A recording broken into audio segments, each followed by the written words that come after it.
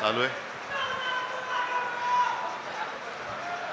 जमलेल्या माझ्या कट्टर कडवट निष्ठावंत शिवसैनिक बांधवांनो, भगिनींनो आणि मातांनो,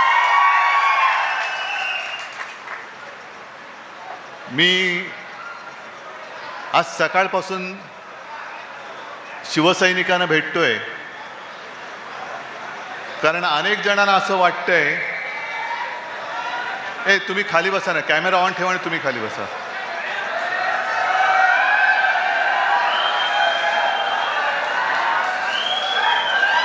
अनेक जणांना असं वाटतंय की एक 2-5 खासदार फोडले,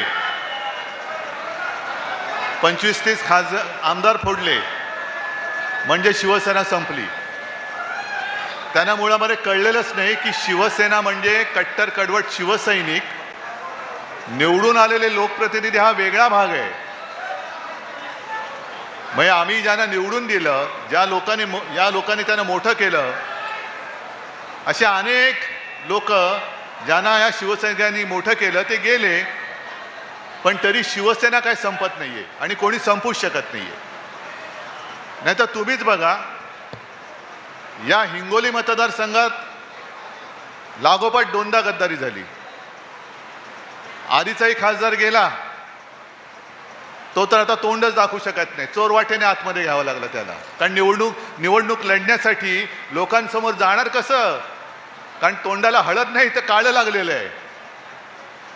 तोंडाला काळी फासलेली माणसं लोकांसमोर जाऊ शकत नाहीत. म्हणून हिंगोलीमधला खासदार तो पळून गेला, तो पडला. यवतमाळ वाशिममधनं आधीच्या होत्या त्या गेल्या, त्या तर उभं राहण्याचं धाडसच केलं नाही त्यांनी. ज्यांनी विशेषतः परभणी आणि हिंगोली, इतिहासच असा आहे की पहिल्यापासून कोणी कुठला इकडचा तिकडे गेला तरी इथला मतदार आणि शिवसैनिक हा कायम शिवसेनेसोबत राहिलेला आहे. गद्दारांसोबत. आणि जी मिंदे सेना आहे, नमक हराम हा शब्द मी वापरतोय, कारण ज्यांनी त्यांच्यावरती उपकार केले ते तुम्ही सगळेजण, त्या उपकारांची जाणीव न ठेवता त्यांच्याशी दगाबाजी करणारे मेंढ्या सकट सगळे नमक हरामखोर आहेत. काय बाकी ठेवलं होतं? म्हणजे यांना आता संजय तुम्ही म्हणताय, पण कदाचित त्यांच्याकडे जास्त माहिती असेल, कारण 4 वर्षापूर्वी रेट आमदाराचा 50 खोके होता. यांचा किती असेल आता माहित नाही मला. म्हणजे स्वतः खोक्यासाठी खोक्यात गेलेले आहेत, त्यांनी आपल्याला धोका दिलेला आहे. तरी अनेक जण मला तेव्हा सांगत होते की उद्धवजी यायला देऊ नका, फुटलेला या फुटणार. म्हटलं नाही रे, असं कसं? आपला आमदार होता, कट्टर राहिलेला आहे, एवढी फाटाफूट झाली तरी सोबत आहे, नाही फुटायचा. तर नाही बघा साहेब, तुम्ही लिहून ठेवा, हाच फुटणार. आणि आता नुसता फुटलाच नाही, तर माझ्या कानावर आलं की यांनी गद्दारांचं नेतृत्व केलं. असा हा गद्दारांचा गद्दार. बरं, विश्वास ठेवायचा नाही कसा? मी यवतमाळ वाशिममध्ये गेलो होतो, तिथल्या खासदारांनी काय सांगितलं होतं? जेव्हा मी 1-2 आठवड्यापूर्वी खासदारांची बैठक बोलवली होती घरी, तेव्हा 3 खासदार होते लोकसभेचे, आपले अनिल देसाई, अरविंद सावंत आणि आपले संजय राऊत. बाकीचे सगळे ऑनलाईन हल्ली ती एक सोय झालेली आहे, व्हिडिओ कॉन्फरन्स. त्याच्यामध्ये यवतमाळचे खासदार होते, त्यांनी मला आदल्या दिवशी फोन केला. मला म्हणाले, उद्धवजी काय करू? म्हटलं काय करायचं, यायचं आहे ना? नाही म्हणे, माझ्या मुलीला बघायला पाहुणे येणार आहेत, सोयरीक जुळवायचे. मग काय करू? आता असं कारण सांगलं, तुम्ही काय सांगाल? या म्हणून सांगाल? नाही, सोयरीक सोडून द्या, या. आता मला काय माहित, मुलीच्या ऐवजी ह्यांची सोयरीक जुळवत होते. ह्यांचा भाव ठरत होता किती खोके. आणि काय म्हणत होते, आम्ही सगळे साहेब तुमच्या सोबत आहोत. इथला तर एवढा हरामखोर, पोराला तिकीट घेतलं आणि मला सांगितलं, साहेब याला अपक्ष उभा करतो. म्हटलं अपक्ष, मग महाविकास आघाडी कशी मतं देणार? नाही साहेब, आपलाच पोरगा आहे ना, कुठे जाणार? चला, ठेवला विश्वास. बरं, एवढं करून थांबला नाही. उद्या मतदान आहे, आदल्या दिवशी नालायक फोन करून मला सांगतो की उद्धवजी जरा या एक दोघांना तुम्ही फोन केलं तर आपल्याला मतं मिळतील. म्हटलं बरं ते पण केलं. आणि मग ज्योतिबाला विचारतोय, आपल्या इथल्या जिल्हा प्रमुखाला विचारतोय, तर साहेब कालपासून हा गायबच आहे. मग एवढा किती नालायक किती खोटारडा की विश्वास म्हणजे कोणाचा अविश्वास कोणाला वाटू नये म्हणून स्वतःच फोन करून सांगायचं की साहेब मी आता इकडे आहे, मी इकडे चाललोय, पण जरा बघा ना उद्याचं यांना मतदान मिळालं तर. मग एवढा नालायकपणा ज्याच्या रक्तामध्ये भिनलेला आहे, एवढी गद्दारी ज्याच्या रक्तात भिनले, मला तर लाज वाटते की अशी गद्दार माणसं, ही माझी चूक आहे म्हणून मी तुमची माफी मागतो की मी हे बुजगावणं उभं केलं होतं. हे बुजगावणं होतं. म्हणजे अक्षरशः लिलावात जशी उभे राहतात तशी ही त्यांना काय शब्द वापरायचा तो वापरा. कारण हल्ली शिवीगाळी, एका मुंबईच्या खासदारानं तर पत्रकारानं शिवीगाळी केली. म्हणजे कहर झाला. ही सगळी लोक बुरखा घालून आपल्यात वावरत होती. म्हणजे वाघाचं कातड पांघरलेले हे लांडगे होते, कोल्हे होते, गाढवं होती. त्यांना आपण काय प्रेमाने डोक्यावरती घेतलं होतं, पण त्या लायकीची माणसं नाही आहेत, नव्हतीच. आणि जो परभणीचा इतिहास आहे, जो हिंगोलीचा इतिहास आहे, तोच मला परत इकडे पाहिजे. जो जो गेला तो संपला, तो या राजकारणातून बाद झाला म्हणजे पूर्ण बादच झाला, त्याला बादच करून टाकायचा. आजपासून तुम्ही सगळे खासदार आहात आणि या हिंगोलीची जबाबदारी मी तुमच्यावर सोपवतोय. विकास निधी म्हणजे कसला, ती एक लगेच हल्ली काय झाले, ह्या मोबाईलवरनं एवढं काही जग जवळ पण आलंय आणि सगळ्यांच्या अडचणी पण वाढल्यात. नको ते वेळेला नको ते फोटो, नको ते रील सगळीकडे जातात. तसं यांचं एक रील फिरतंय, विमानात बसलेले आहेत. कुठून आणला हा पैसा? चार्टर्ड विमान. तुम्ही दारानो कधीतरी विमानतळ तरी पाहिलंय का? माझा शेतकरी जो त्याला म्हणजे मराठवाड्यातला शेतकरी लातूरचाच, ज्याच्याकडे बैल नाही, पत्नीला नांगराला जोडून तो शेती करतोय आणि हे विकास करायला नालायक लोक तिकडे जात आहेत. का? ते शेतकऱ्याचा पहिला विकास कर. म्हणजे नांगराला बैल नाहीये, सगळं गहाण टाकलेलं आहे, शेत जमीन गहाण टाकलेली आहे. खतं खरेदी करायला पैसे नाही, बियाणं करायला पैसे नाही आहेत. मोदी बाबांचं ठीक आहे, मोदी बाबा सांगतात खतं वापरू नका, सोनं खरेदी करू नका. अरे सोनं खरेदी करण्याची ताकदच तुम्ही ठेवलेली नाहीये माझ्या या देशातल्या नागरिकांची. कसं करणार सोनं खरेदी? पण सोनं खरेदी करू नका, आमदार खासदार खरेदी करा. आमदार खासदारांचा भाव सोन्यापेक्षा स्वस्त झाला की काय? गळ्यात घालून फिरताय आमदार खासदारांना? किती नालायकपणे, किती कहर करायचा. एक तर स्वतःच्या हिमतीवरती खासदार निवडून आणता आलेले नव्हते. हे म्हणे आता बोंबलत फिरतायत, उद्धव ठाकरे फिरत नाही. मी आलो नव्हतो तुमच्या गावात, तिकडे जिथून जिथून लोक आलेत, तुमच्या प्रत्येकाच्या विधानसभा मतदारसंघात मी आलो होतो की नव्हतो? मग मी जर का असं बोललो गर्वाने, मी आलो नसतो, मी फिरलो नसतो, तर या बुजगावण्याला खासदार केला असतात तुम्ही?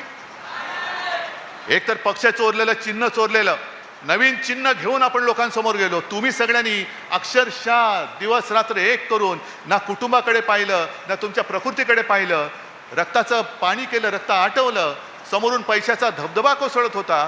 काय तुम्हाला पैशाच्या ऑफर आल्या नव्हत्या? कशाला काम करतो, गप्प बस, तुला एवढे पैसे देतो.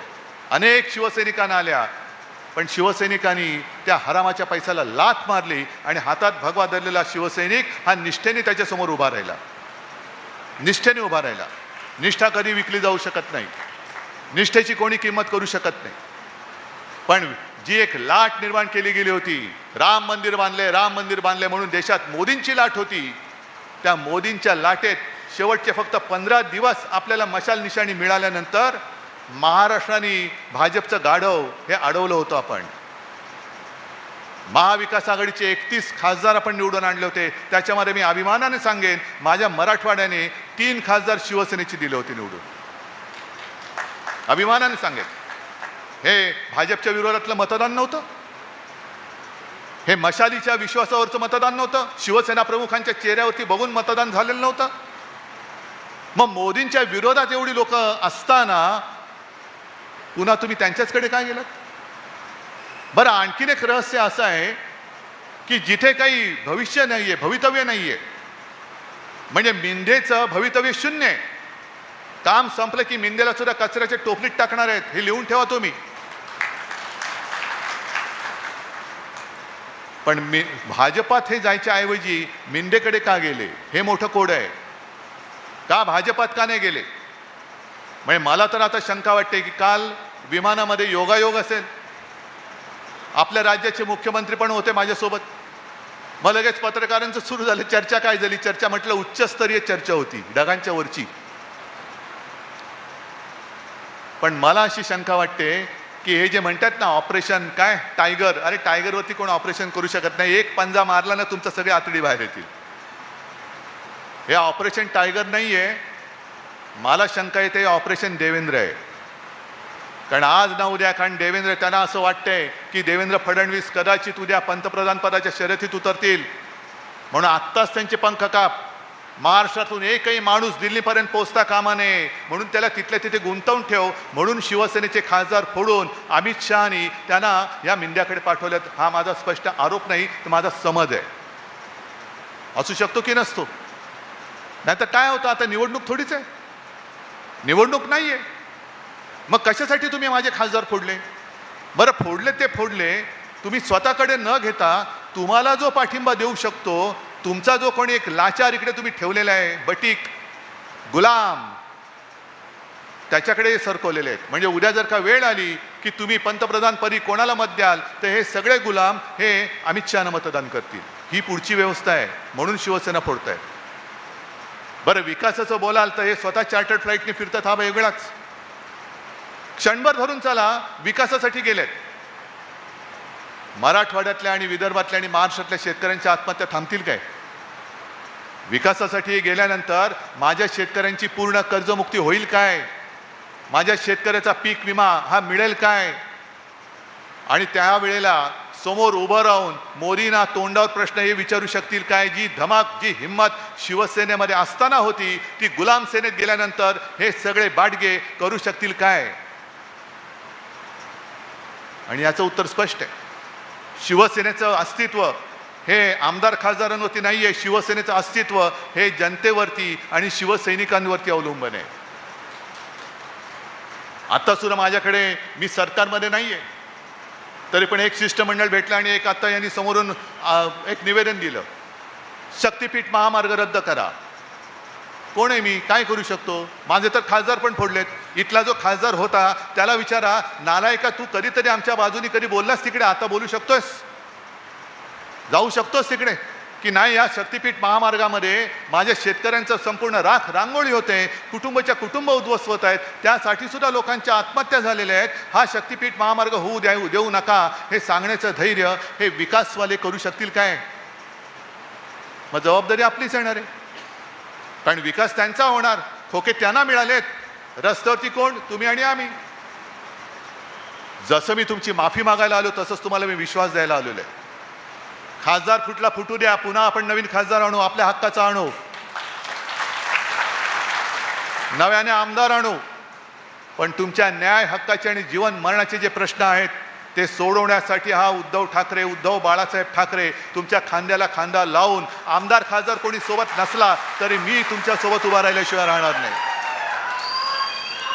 कारण माझी बांधिलकी ही सत्तेशी नाहीये, माझी बांधिलकी त्या फुटीरांशी नाहीये, माझी बांधिलकी तुमच्याशी आहे. तुमच्यामुळे हे आमदार खासदार दिल्ली आणि विधिमंडळ बघू शकतात, नाहीतर किंमत त्यांची काय होती. पण हा एक नवीन धंदा झालेला आहे. एक तर काय करतात हल्ली, समोरून कोण उभा राहिला महायुतीचा की त्याच्या विरुद्ध उभं राहायचं. साहेब 100% येतो आणि मग साठवलोटा असं करायचं की बरोबर शेवटच्या दिवशी अर्ज मागे घेऊन पसार व्हायचं. पैसे घेतात आणि पसार होतात, म्हणजे बिनविरोध निवडणूक होते. आणि दुसरं हे असं, जर यांना आपण उमेदवारी दिली नसती, आपण यांना खासदार केलं नसतं, तर काय यांचं कुत्र तरी यांच्या दारात विचारायला आलं असतं, तंगडवर करायला आलं असतं यांच्या घरी. पण निवडून यायचं, शिवसेनेशी आम्ही प्रतारणा करणार नाही. म्हणजे त्या तिथल्या यवतमाळच्या गद्दारीने तर मला तो एक व्हिडिओ पाठवला कोणीतरी. 82 वर्षाच्या आईने त्यावेळेला त्याने सांगितलं होतं की तू ठाकरेंकडे जा, त्यांच्यासोबत राहा. मग आता काय आईला वाटत असेल? तसंच ह्या इथल्या गद्दारांनी सुद्धा जो विश्वासघात आपल्याशी केलेला आहे, विश्वासघात केला तो केला, पण परत पोराला पुढे सरकवत होते. म्हणजे हे विशेष. आम्ही केली तर घराणेशाही. उद्धव ठाकरे मुख्यमंत्री झाले, आदित्य ठाकरे मंत्री झाले, बघा घराणेशाही. अरे पण तू लेका, तू खासदार, तुझं कार्ट आमदार करायचंय, इकडे हा उपमुख्यमंत्री बसलाय, त्याचं कार्ट तिकडे दिल्लीमध्ये मंत्रिपदासाठी सगळी फोडाफोडी करते. ही घराणेशाही नाहीये. आम्ही करू ती घराणेशाही आणि तुमचं काय? बेईमानी रक्ताची अवलाद ही त्यांची पोरं बाळ जर का सगळं भोगत असतील तर ती घराणेशाही होत नाही. बरं कशासाठी तुम्ही गेलात तिकडे? आता संजय राऊत यांनी जो विषय घेतला तो आपल्याला राज्यभर करायचा आहे, करणार, नक्की करणार.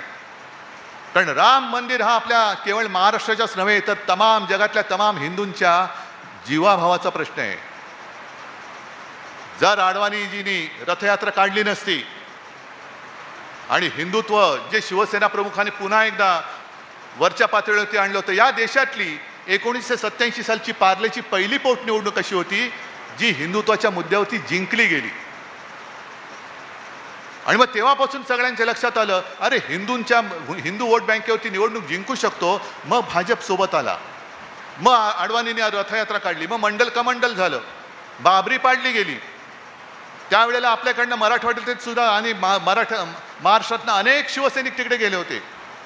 पण बाबरी पडली रे पडली. पाडल्यानंतर सगळे भाजपवाले 2 पायात शेपूट घालून बिळात लपून बसले होते. आम्ही नाही, आम्ही नाही, आम्ही नाही, आम्ही नाही, आम्ही नाही, आम्ही नाही.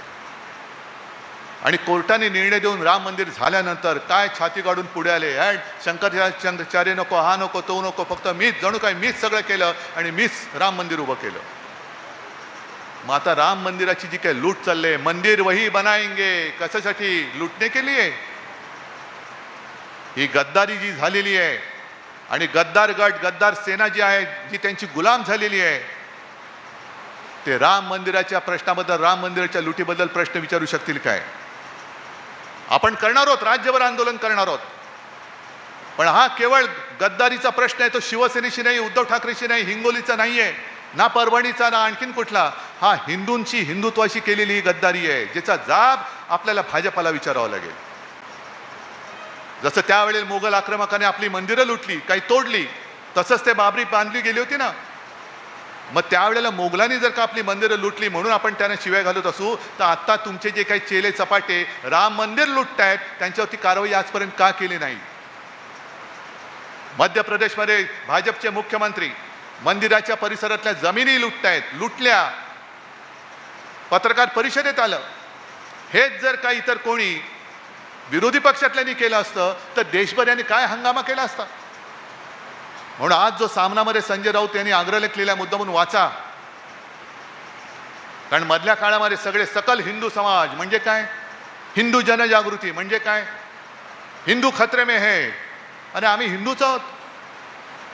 पण जेव्हा काँग्रेसचं राज्य होतं तेव्हा इस्लाम खतरे में आहे म्हणून घोषणा दिल्या जायच्या. आता 12 वर्ष तुमचा बसले तिकडे जग काय विश्वगुरु, त्यांच्या काळामध्ये हिंदू खतरे में कसा आला?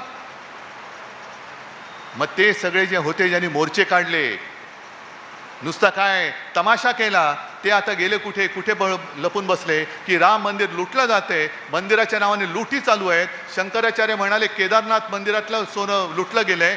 कुठे गेले हे सगळे हिंदू तथाकथित भोंदू? हा वरवरचा विषय नाहीये. हे जे सगळं चाललेलं आहे हे 2/3 बहुमतासाठी चाललेलं आहे. कारण निवडून आले नाहीत, आपण त्यांना येऊ दिलं नाही, 240 वरती भाजपा थांबला. मग पुढे काय करायचंय? घटना तर बदलायची आहे. आता तर पूर्ण ताकद पाहिजे.